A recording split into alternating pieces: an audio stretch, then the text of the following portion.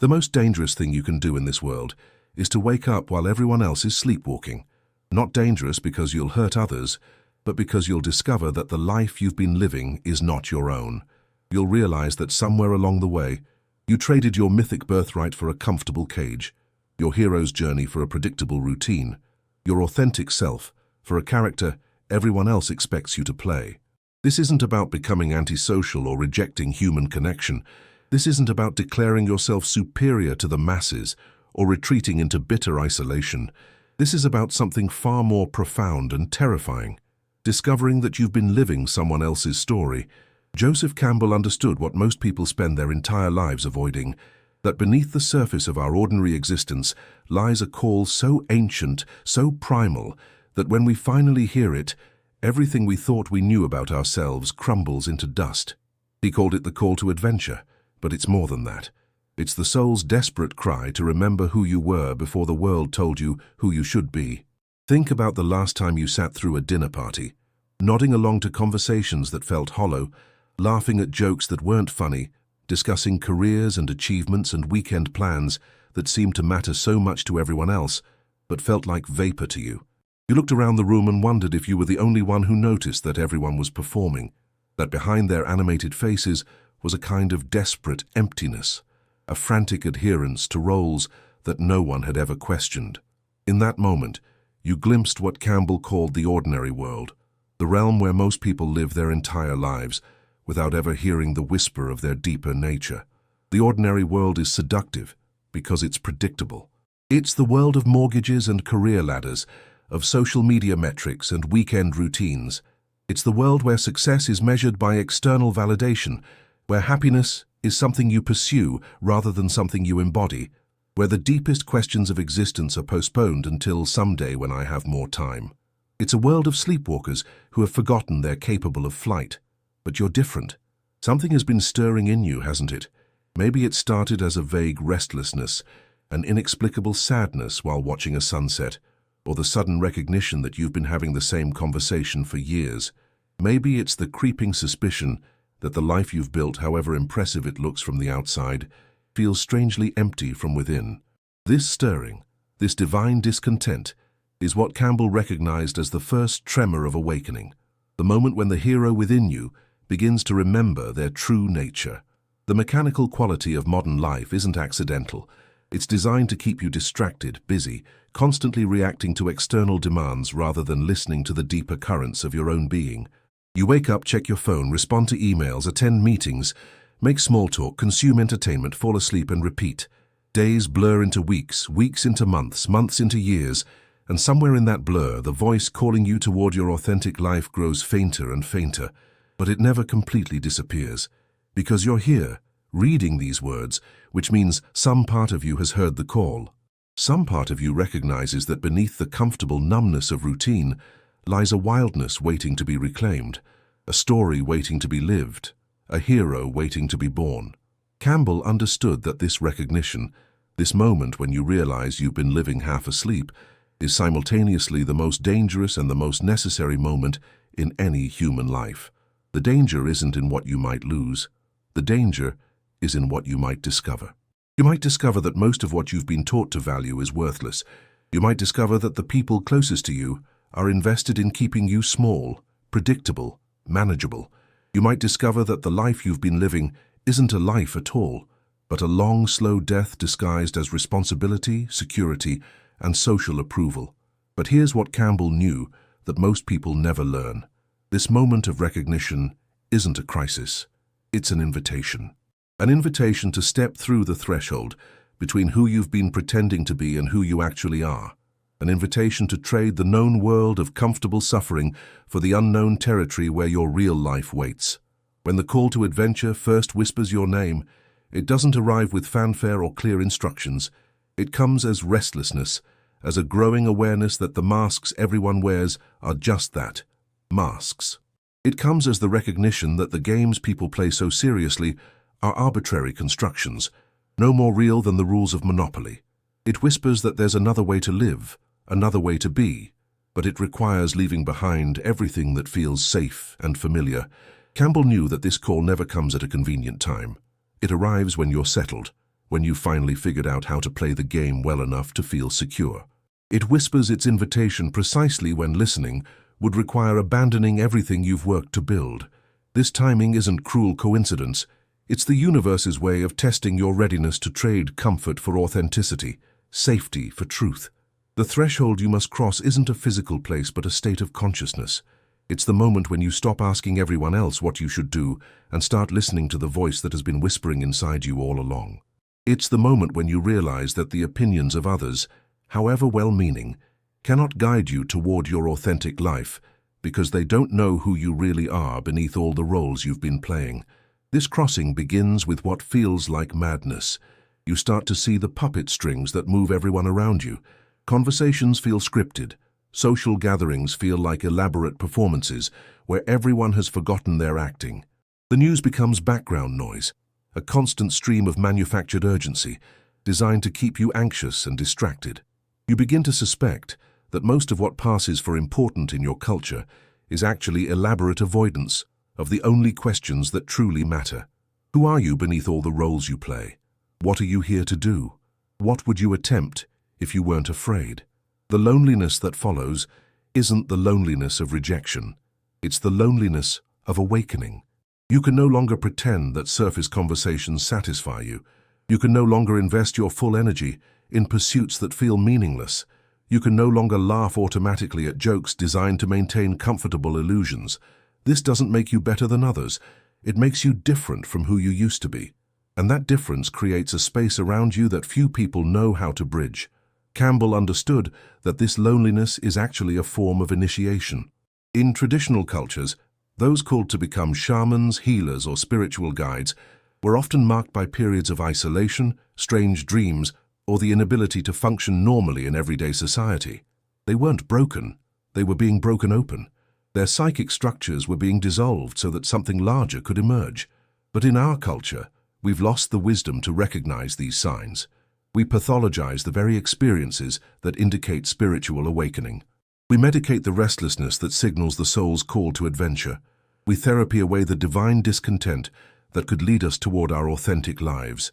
And in doing so, we create a world full of walking dead, people who are alive but not living, breathing but not awakening. The sacred loneliness you're experiencing isn't punishment, it's preparation. You're being prepared for a journey that only you can take, toward a destination that only you can reach. The emptiness you feel in crowded rooms isn't because something is wrong with you. It's because you're being called toward something more real than the elaborate theater everyone else is performing. This is where the real adventure begins, not with external quests or dramatic departures, but with the decision to live from the inside out rather than the outside in. To trust your own perceptions even when they contradict popular opinion. To value your own experience even when it can't be easily explained or defended. To follow your curiosity even when it leads away from approved paths. If these words are stirring something in you, if you recognize yourself in this description of threshold crossing and awakening, then you're not alone in this vast mystery. There's an invisible community of fellow travelers, people who've heard the same call, crossed similar thresholds, learned to navigate by inner compass rather than external GPS. We may not gather in visible places or wear identifying marks, but we recognize each other by a certain quality of presence, a willingness to sit with uncertainty, a comfort with questions that don't have easy answers. Consider this your invitation to join that community, not by subscribing to any particular ideology, but by committing to your own authentic journey. Share your story in the comments below. Let others know they're not alone in hearing the call that most people spend their lives trying to silence. The trials that follow awakening are unlike any challenges you faced while sleepwalking through life. Those earlier difficulties, career setbacks, relationship problems, financial stress, were problems to be solved or endured. These new trials are initiations designed to strip away everything that isn't essentially you. Campbell called this phase the road of trials, and he understood that its purpose isn't punishment, but purification. The first trial is discovering that most people don't want to be awakened. They want to be comforted, entertained, distracted, validated, anything but awakened. When you begin to speak from your authentic experience, when you stop pretending that shallow conversations satisfy you, When you refuse to participate in the collective trance of busyness and consumption, you become a mirror reflecting back to others the emptiness they're trying so hard to avoid. They don't thank you for this service. They often attack you for it. You learn to navigate family gatherings where everyone expects you to play your old role. You discover that friends who loved your company when you were asleep become uncomfortable with your presence now that you're awake. Colleagues who once valued your contributions start to see you as difficult, unrealistic, maybe even unstable. This isn't paranoia. It's the natural consequence of becoming authentic in a world that runs on pretense. The second trial is facing your own shadow, all the parts of yourself you've hidden, denied, or projected onto others. When you're sleepwalking, you can maintain the illusion that you're a good person who occasionally makes mistakes. When you wake up, you discover that you're a complex being capable of both great love and destructive selfishness, profound wisdom and ridiculous foolishness, genuine compassion and petty cruelty. This integration of shadow isn't about becoming perfect. It's about becoming whole. You realize that your judgments of others were often projections of your own disowned qualities. The selfishness you criticized in your ex-partner exists in you too. The hypocrisy you saw in politicians lives in your own heart. The superficiality you mocked in social media influencers reflects your own hunger for validation. This recognition is humbling and liberating simultaneously. You stop needing others to be perfect because you've stopped pretending you are. The third trial is learning to trust your inner guidance even when it makes no rational sense. The awakened life isn't lived according to strategic plans or conventional wisdom. It's lived in response to subtle promptings, inexplicable attractions, and what Campbell called following your bliss. This doesn't mean pursuing pleasure or avoiding responsibility. It means aligning your external choices with your internal truth, even when that truth is inconvenient, unprofitable, or misunderstood. But the trials aren't only about loss and difficulty. They also bring encounters with what Campbell called supernatural aid, moments of synchronicity, unexpected guidance, and connection with others who are also awake. These connections are rare and precious because they're based on authenticity rather than shared illusions. When you meet someone else who's crossed the threshold, there's an instant recognition, a knowing glance that says, "You see it too." These connections don't happen often, but when they do, they restore your faith in the possibility of genuine human relationship. You discover that you can love someone without trying to fix them, understand someone without agreeing with them, connect with someone without losing yourself. These relationships become laboratories for practicing the kind of presence that's only possible when you're not performing a role. The beauty of these authentic connections makes the loneliness of awakening worthwhile. You realize you'd rather have one genuine friendship than 100 superficial acquaintances. You'd rather have one meaningful conversation than endless pleasant chatter. You'd rather be truly seen by one person than admired by masses who don't know who you really are. This is the paradox of the awakened life. The more you become yourself, the fewer people understand you, but the ones who do understand you see you more clearly than you ever imagined possible. The love that emerges from this kind of seeing isn't based on compatibility or chemistry or shared interests. It's based on recognition of essence, soul acknowledging soul across the vast loneliness of human existence. If you've felt this kind of recognition, this depth of connection that transcends personality and touches something eternal, then you know what Campbell meant when he spoke of the ultimate boon that awaits those brave enough to complete their journey. Share this with someone who might need to hear it. Be the supernatural aid in someone else's hero's journey. Sometimes all it takes is one person saying, "I see you, and you're not crazy." The return is the most misunderstood phase of Campbell's hero's journey. People imagine it as a triumphant homecoming, where the hero is celebrated and their wisdom immediately recognized. In reality, the return is often the most challenging phase, because you must learn to live authentically in a world that hasn't awakened alongside you. You can't go back to sleep, but you also can't abandon the world of sleepers. You must find a way to be fully yourself, while remaining compassionate toward those who haven't yet heard their own call to adventure. The awakened person doesn't become a recluse or a preacher. They become something far more subversive. They become genuinely present. They show up fully to ordinary moments, bringing depth to surface interactions, finding meaning in mundane activities. They work jobs that may look conventional from the outside, but are infused with purpose from within. They have families, pay bills, navigate traffic, and deal with bureaucracy. But they do it all from a place of inner freedom rather than compulsive reactivity. This presence is quietly revolutionary because it demonstrates another way of being without requiring others to change. You stop trying to wake people up and simply live awake. You stop arguing with illusions and embody truth. You stop seeking validation for your insights and let your life be your teaching. This shift from evangelizing to embodying is the mark of maturity in the awakened life. Living between worlds requires developing what Campbell might have called noble duplicity, the ability to speak multiple languages, depending on who needs to hear you. With fellow travelers, you can speak the language of depth, mystery, and transformation. With sleepers, you learn to translate your truth into terms they can receive without feeling threatened. You become fluent in both the language of awakening and the language of ordinary life, moving between them as circumstances require. The freedom that emerges from this integration isn't the freedom to do whatever you want. It's the freedom to be whoever you are. You discover that authenticity doesn't mean expressing every thought or feeling you have.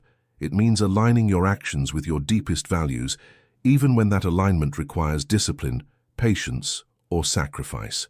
You realize that true freedom isn't the absence of constraints, but the presence of chosen constraints, limitations you accept in service of something larger than your ego's immediate desires. This freedom transforms even the most mundane activities. Washing dishes becomes a meditation on impermanence. Listening to a child's story becomes a practice in presence.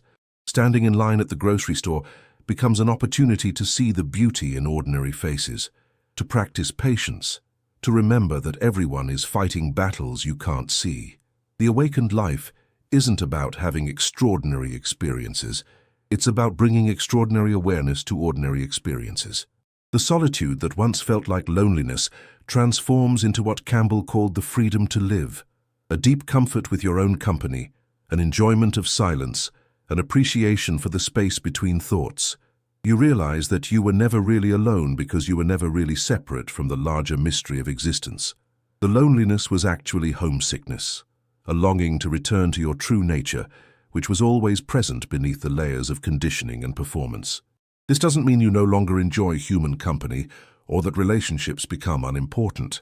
It means you relate to others from wholeness rather than neediness, from curiosity rather than expectation.